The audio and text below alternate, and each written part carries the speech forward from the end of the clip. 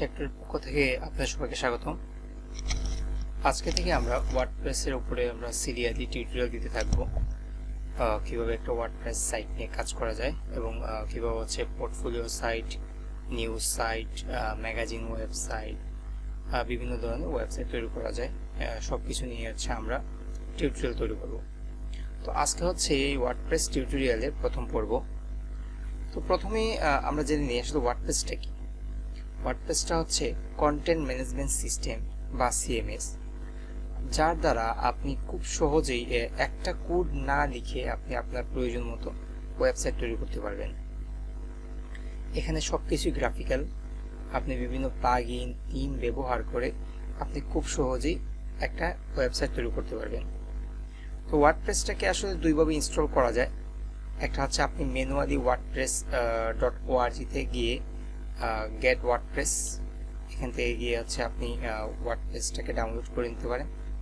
আরেকটা হচ্ছে আপনার সি প্যানেলে এখানে দেখেন যে সফটওয়্যার প্লাস অ্যাপ ইনস্টলার, এটার মধ্যে এখানে ওয়ার্ডপ্রেস দেওয়া আছে। এখানে ক্লিক করে গিয়েও আপনি এখান থেকে সরাসরি ইনস্টল করবেন। তো সাধারণত আমি যেটা প্রিফার করি সেটা হচ্ছে যে আপনি হচ্ছে ম্যানুয়ালি wordpress.org থেকে ওয়ার্ডপ্রেসটাকে ডাউনলোড করুন। তারপর আপনারা হচ্ছে সি প্যানেলে ফাইল ম্যানেজারে গিয়ে আপনি এটিকে আপলোড করে ম্যানুয়ালি ইনস্টল করুন।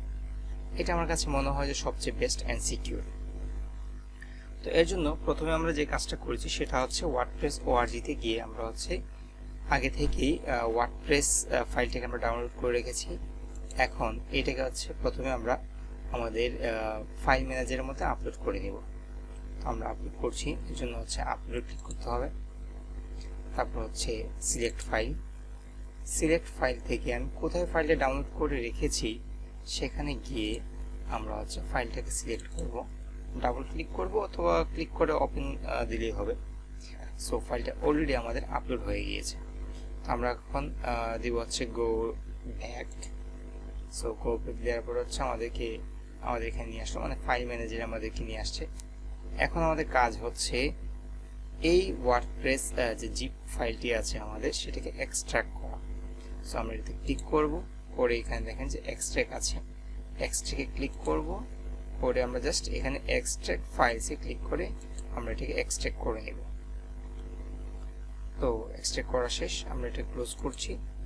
এখন দেখেন এইখানে ওয়ার্ডপ্রেস নামে একটা ফোল্ডার চলে এসেছে, মানে যেটা হচ্ছে এক্সট্রাক্ট করার পরে আসছে আর কি। তো আমরা এটাতে ডাবল ক্লিক করব। দেখুন এখানে ওয়ার্ডপ্রেস সবগুলো ফাইল আমরা দেখতে পাচ্ছি। তো আমরা এখন যে কাজটা করব, এই সম্পূর্ণ ফাইলটাকে আমরা হচ্ছে নিয়ে যাব হচ্ছে সরাসরি public_html এর মধ্যে, যেহেতু আমরা সরাসরি ডোমেইনের মধ্যে ইনস্টল করতে যাচ্ছি। তো আমরা এখানে সিলেক্ট অল এ ক্লিক করে সবগুলো ফাইলকে সিলেক্ট করে নিব। তারপর হচ্ছে আমরা মুভ করে নিব। সো মুভ, দেন আমরা হচ্ছে ওয়ার্ডপ্রেস এই লেখাটাকে আমরা মুছে দিব, দিয়ে জাস্ট দিব হচ্ছে মুভ ফাইল। এখন সবগুলো ফাইল এখান থেকে চলে গেছে। আমরা যে এখানে আপ ওয়ান লেভেলে ক্লিক করি তাহলে হচ্ছে আমরা আগের লেভেলটাতে ফিরে আসলাম। এইখানে দেখুন মানে হচ্ছে ডিরেক্ট public_html এর মধ্যে এইখানে আমাদের সবগুলো ফাইলই আছে। তো এই জিপ ফাইলটি আমাদের প্রয়োজন নাই, সুতরাং এই ফাইলটিকে আমরা হচ্ছে ডিলিট করে দিব। ফাইলটা আগে সিলেক্ট করব, তারপর হচ্ছে আমরা ডিলিটে ক্লিক করব।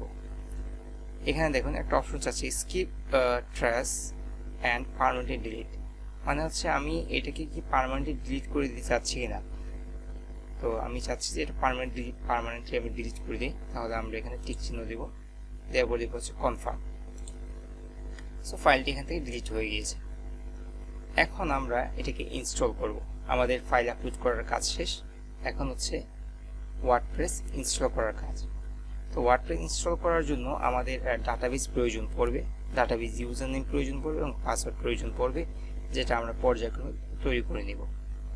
চলুন আমরা হচ্ছে ইনস্টলেশন শুরু করে দিই। এখন আমরা হচ্ছে আমাদের ওয়েবসাইটটিতে যাব। আমাদের ওয়েবসাইটের নাম হচ্ছে learn.tektor.com। সো আমরা ওয়েবসাইটে এখানে ক্লিক করে যেতে পারি, অথবা হচ্ছে আমি এখানে লিখতেও পারি। সহজের জন্য আমি এখানে জাস্ট ডিরেক্ট ক্লিক করলাম, এখানে আমার ওয়েবসাইটটি চলে আসবে। সো এটা হচ্ছে আমার ইনস্টলেশনের একটা পর্ব। সো প্রথমে হচ্ছে আমাকে এখানে দেখাচ্ছে যে আমি আসলে কোন ভাষা আমি সিলেক্ট করতে চাচ্ছি। তো আমি এটাকে রাখবো হচ্ছে ইংলিশ। United state. তো তারপর দিব হচ্ছে কন্টিনিউ। এখন দিব হচ্ছে লেটস গো। এখানে হচ্ছে আমাকে দেখাচ্ছে যে আসলে কি কি আমার লাগবে। এখানে চাচ্ছে database name, user name, password, host name, table prefix. So আমাদের একটাও তৈরি করা নেই এখানে, আমরা এগুলোকে তৈরি করে নেব এখন। আর তার জন্য আমাদেরকে আবার যেতে হবে সি প্যানেলে। এখানে দেখুন মাইএসকিউএল ডাটাবেস উইজার্ড আছে, এইটার দ্বারাও হচ্ছে আমরা ডাটাবেস তৈরি করতে পারি। একটা হচ্ছে মাইএসকিউএল ডাটাবেস, এখান থেকে হচ্ছে আমরা সরাসরি ডাটাবেস তৈরি করতে পারি। তো আমরা এখন যেটা ইউজ করব সেটা হচ্ছে মাইএসকিউএল ডাটাবেস উইজার্ড। তো আমরা এখন এটাতে ক্লিক করব। এখন এখানের মধ্যে দেখুন আমার চাচ্ছে যে নিউ ডাটাবেস, মানে হচ্ছে এখানে আমি ডাটাবেসের নামটা দিব। তো আমরা দিলাম হচ্ছে যেখানে একটা কিছু দিতে পারি, আমরা লার্নই দিলাম, সরি লার্ন দিলে হচ্ছে লার্ন হয়ে যাবে। সো আমরা দিলাম হচ্ছে ইউ লার্ন, তারপর হচ্ছে নেক্সট, তারপর আমরা দেব শুধু ইউ। এটা হচ্ছে ইউজার নেম, আমরা ইউজার নেম এবং ডাটাবেস নেম দুইটাকে ভিন্ন রাখতে যাচ্ছি। সো আমরা হচ্ছে এখানে দিলাম হচ্ছে ইউজার। এখন আমাদেরকে এখানে এই ইউজারের জন্য পাসওয়ার্ড ক্রিয়েট করতে হবে। পাসওয়ার্ডটা আমরা জেনারেট করে নিব। পাসওয়ার্ড জেনারেটরে ক্লিক করে এখান থেকে যে পাসওয়ার্ডটা জেনারেট হয়েছে সেই পাসওয়ার্ডটাকে আমরা কপি করে নিলাম জাস্ট। তারপর দিলাম I have copied this password in a safe place. তারপর দিব হচ্ছে ইউজ পাসওয়ার্ড। তো যেহেতু পাসওয়ার্ডটাকে আমরা কপি করে নিয়েছি, সেই ক্ষেত্রে আমরা হচ্ছে এখন চলে যাবো আমাদের ওয়েবসাইটে। এখানে যে পাসওয়ার্ড ফিল্ডটি আছে, এখানে হচ্ছে আমাদের পাসওয়ার্ডটিকে আমরা পেস্ট করে দিব। পাসওয়ার্ডটি পেস্ট করে দিলাম, দেন আমরা আবার চলে যাবো আগের পেজে। এখানে আসবো, দিব হচ্ছে ক্রিয়েট ইউজার। এখন আমরা ইউজার নেমটাকে কপি করে নিব। এখানে ইউজার নেমের জায়গায় ইউজার নেমটি দিয়ে দিব। আবার এখান থেকে ডাটাবেস নেমটা কপি করে নিব, ডাটাবেস নেমের জায়গায় আমরা ডাটাবেস নেমটি দিয়ে দিব। তারপর এখানে অল প্রিভিলেজ যে টিক চিহ্ন দেব, দেওয়ার পর নেক্সট স্টেপে আমরা ক্লিক করব। ডাটাবেস ক্রিয়েটের কাজ আমাদের শেষ। এখানে ডাটাবেস ক্রিয়েটের আর কোনো কাজ আমাদের বাকি নেই, ইউজার পারমিশনের কোনো কাজ বাকি নেই, সবগুলো কাজ আমাদের হয়ে গেছে। এখন আমরা হচ্ছে সেটআপ পেজে চলে যাব। এখানে গুরুত্বপূর্ণ বিষয় হচ্ছে টেবিল প্রিফিক্স। টেবিল প্রিফিক্সটা হচ্ছে আপনার প্রতিটা টেবিলের নামের আগে কি দেখাবে সেটা আসলে এখানে লিখে দিতে হয়। তো আমরা এখানে লিখে দিব ডাব্লিউপি হচ্ছে ডিফল্ট, যেটা হচ্ছে সকল হ্যাকাররাই জানে যে ডিফল্ট ভাবে হচ্ছে ডাব্লিউপি দিয়ে আসলে আপনার হচ্ছে টেবিল প্রিফিক্সটা হয়ে থাকে। সো আমরা এটাকে চেঞ্জ করে দিব। আমরা চেঞ্জ করে আমরা দিতে পারি যে কোনো কিছু। এখানে আমরা সহজের জন্য আমরা দিতাম হচ্ছে LEUN, এটা আমরা আমাদের মতো করে আমরা একটা দিলাম টেবিল প্রিফিক্স। আপনি আপনার মতো করে দিতে পারেন, তবে ম্যাক্সিমাম 7টা অক্ষর বা 7 ক্যারেক্টারে আপনি এখানে টেবিল প্রিফিক্স দিতে পারবেন। তারপর আমরা এখানে ক্লিক করবো হচ্ছে সাবমিট। তারপর দিব হচ্ছে রান দি ইনস্টলেশন। এখানে সাইট টাইটেল দিতে হবে, যেটা হচ্ছে আপনার ওয়েবসাইটের টাইটেল বারের মধ্যে দেখাবে। তো আমরা দিলাম হচ্ছে লার্ন ওয়ার্ডপ্রেস। আমরা সাইট টাইটেল দিলাম হচ্ছে লার্ন ওয়ার্ডপ্রেস। তো ইউজার নেম আমরা আপাতত একটা দিচ্ছি। পাসওয়ার্ড যেটা আছে আমরা এটা কপি করে নিলাম, আমরা স্ট্রং পাসওয়ার্ডই রাখলাম। আমি পাসওয়ার্ডটাকে কিছুক্ষণ পরে চেঞ্জ করে নিব অবশ্য। এখানে একটা ইমেল দিতে হবে, আমি যে কোনো একটা ইমেল দিতে পারি।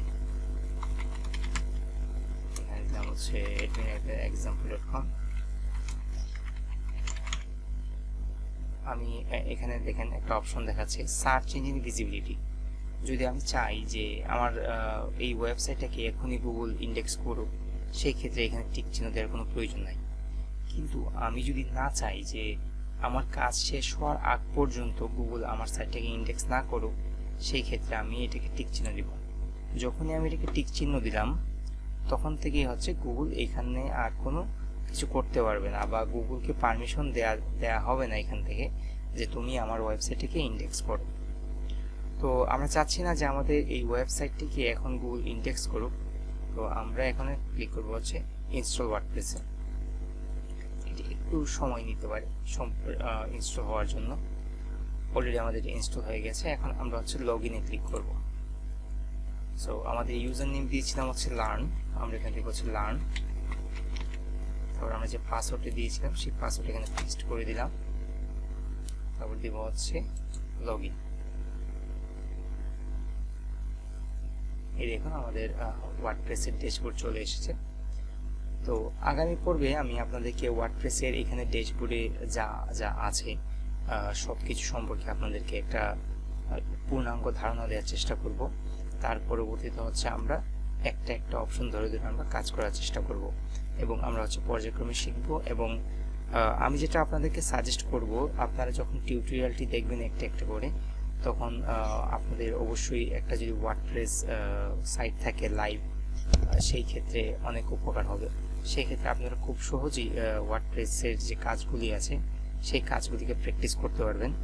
আর যদি আপনার টাকা পয়সা কম থাকে বা আপনি না চান যে আমি ওয়ার্ডপ্রেসটাকে আমি হচ্ছে অনলাইনে আমি ডিরেক্ট প্র্যাকটিস করব, সেই ক্ষেত্রে আপনি চাইলে আপনার লোকাল হোস্টের মধ্যে ওয়ার্ডপ্রেসটাকে ইনস্টল দিয়ে আপনি কাজ চালিয়ে যেতে পারেন। যেভাবে আমি এখানে দেখালাম সেম ওয়েতে আপনি হচ্ছে লোকাল হোস্টও ইনস্টল দিতে পারবেন। তো আশা করি এই ভিডিওগুলো আপনাদের অনেক কাজে লাগবে। আর আপনাদের মতামত আমাদের ইউটিউবে কমেন্ট বক্সে আপনারা জানাবেন যে আসলে টিউটোরিয়ালটি কেমন হচ্ছে। যদি আমার কোনো ভুল হয়ে থাকে বা হচ্ছে আমি কোনো কিছু দেখা যাচ্ছে বলিনি, স্কিপ করে চলে গেছি, সেগুলো অবশ্যই আমাকে ধরিয়ে দিবেন, যাতে করে আমি সামনে এই সমস্যাগুলো সমাধান করে আপনাদেরকে আরো ভালোভাবে টিউটোরিয়ালগুলো দেখাই দিতে পারি।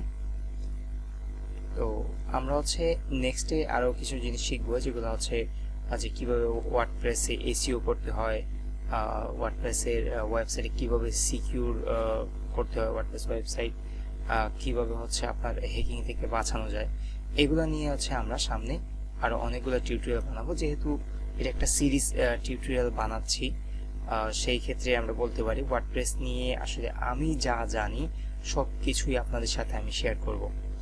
তো আশা করি আপনারা আমাদের চ্যানেলের সাথে থাকবেন। ধন্যবাদ। আগামী টিউটোরিয়ালে আবার দেখা হবে।